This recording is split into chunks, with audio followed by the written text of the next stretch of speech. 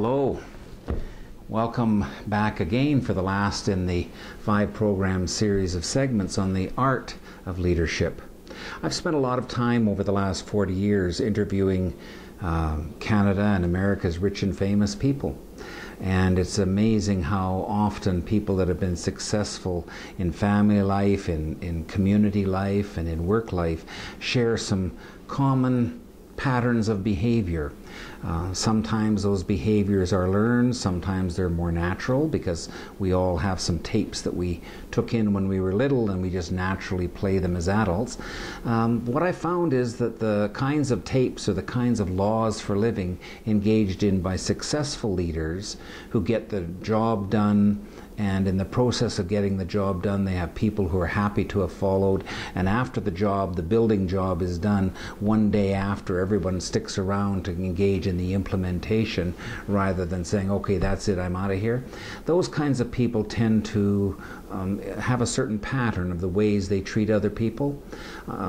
Here are a few of the things that I've noticed along the way, and you may say, oh, that's really simple, I know all of that, but I wonder how many times, if you're in Canada, you've held a Canadian penny, and probably thousands upon thousands. If you're in the States, an American penny, thousands upon thousands. And if I said to you, well, gee, draw me, just without looking, draw me the tail of a Canadian penny here, draw a circle and do this, how many of you, despite having seen that many times over, could sit down and draw the numbers and the letters and the images where they in fact are on the penny?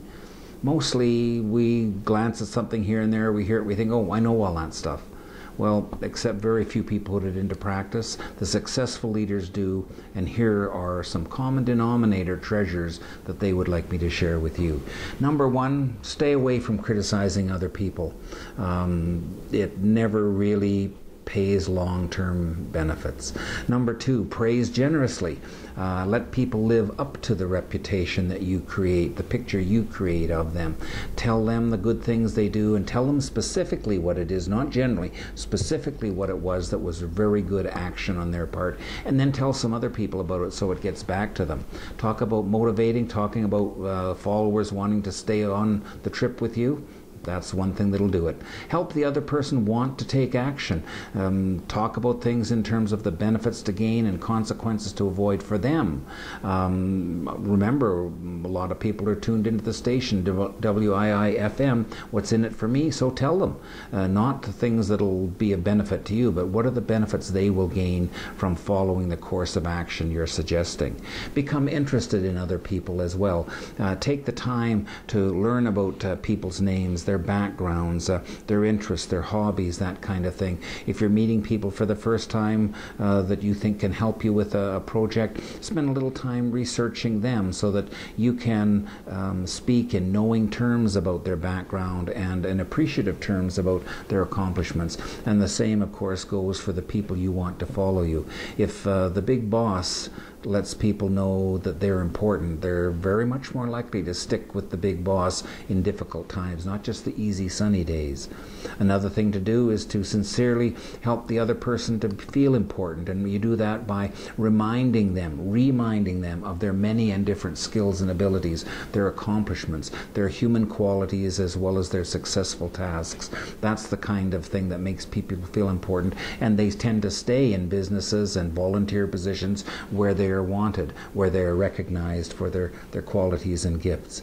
Respect the opinions of other people. We all see the world through different lens, and it's so important if you're going to build a building or do a project to look at all angles of the teapot here and get different perspectives, and then collaboratively sit down with people to create the project, knowing that there are people who see things from around the other side or different levels on the ladder than you see, given your perspective from your office. So keep in mind that there's a real benefit to you to respect and listen to the opinion of other people. It might cause you to seize an advantage early on that you wouldn't have. It might cause you to deal with a little bit of a problem if the car you're driving is kind of going off the road a little bit before it becomes a big accident that injures you and a variety of others. Aim for points of agreement when you're talking with other people. Find the things that you both can agree on. Lester Pearson, a former Prime Minister of Canada, and Abraham Lincoln, a former President of the United States, always began conversations with adversaries as well as with friends by looking at the common grounds, the kinds of things they did agree with and agree on, and then they moved on to points where there was a little difference in how to get there. It's amazing how when you begin with points of agreement, the other things become resolvable issues rather than immovable obstacles. Let others claim the ideas for things. It doesn't matter who gets the credit. Remember, as Terry Gunderson said years ago, some wonderful things can be done when it doesn't matter who gets the credit. So if the big goal is to accomplish your vision, it doesn't really matter who gets the high fives along the route. Especially when you let other people take the idea. They'll know you did that, and they'll appreciate you and stick around working for somebody like you for some time. Important to aim at the ability of other people as well. You know, we all have a variety of motivations, and some people say, well, there's two motivations for everything we do. The one we tell people about and the real one. I would rather aim at the noble motivation for taking action.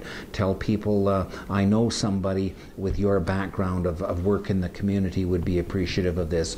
I know somebody who spent so much time helping these folks would understand why we want to do this. Excuse me, you can appreciate the good things about people, and they will indeed live up to their reputation. Ask questions instead of issuing orders. You know, what happened here? Is it possible that we could? Might there be another way to approach this? Would it be prudent to, perhaps it would be wise to consider, as opposed to thumping your fist on a desk and demanding answers in an accusatory way. And finally, in doing that, you're preserving at all costs the dignity of everyone. Everybody is equal in this world. We were all born as God's children. The sun shines on all of us, and workplace or in a family or in volunteer community organizations, in those environments, those aren't environments that allow a boss, a leader, to hammer other people down. So preserve the dignity of everybody. Appreciate your differentness, not just your sameness in the way you look and talk and feel and see things. When you appreciate the richness of your talent pool, the people in that talent pool are going to be ready to give those gifts to you for everybody's benefit.